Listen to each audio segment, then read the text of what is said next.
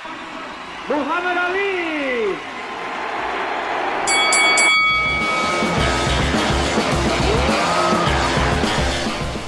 മുഹമ്മദ് അലി എന്ന മഹാപ്രതിഭയുടെ കടുത്ത ആരാധകനായ ജോണി എന്ന യുവാവിൻ്റെ കഥയാണിത്.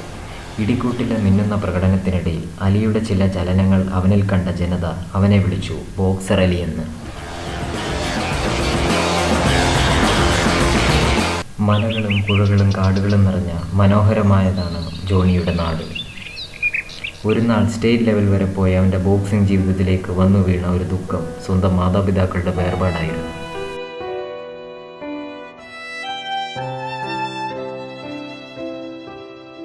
പിന്നീട് അങ്ങോട്ടുള്ള ജീവിതത്തിൽ അവൻ ബോക്സിംഗ് ഗ്ലൗസ് അണിഞ്ഞിട്ടില്ല. പകരം അവൻ്റെ അനുജൻ ജോജിക്ക് വേണ്ടി അവൻ ജീവിച്ചു തുടങ്ങി. ജോണിയേക്കാൾ 15 വയസ്സ് ഇളയതാണ് അനുജൻ ജോജി. അവൻ്റെ സന്തോഷവും സ്നേഹവുമായിരുന്നു ജോണിയുടെ ജീവിതം. അങ്ങനെയിരിക്കെ ഒരു നാൾ ജോജി ചേട്ടനായ ജോണിയെ തള്ളിപ്പറയുന്നു.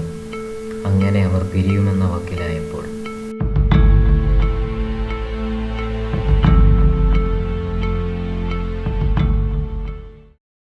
ജോണി എന്ന ബോക്സർ അലിയുടെ കഥ ജോജി അറിയാനിടയാകും.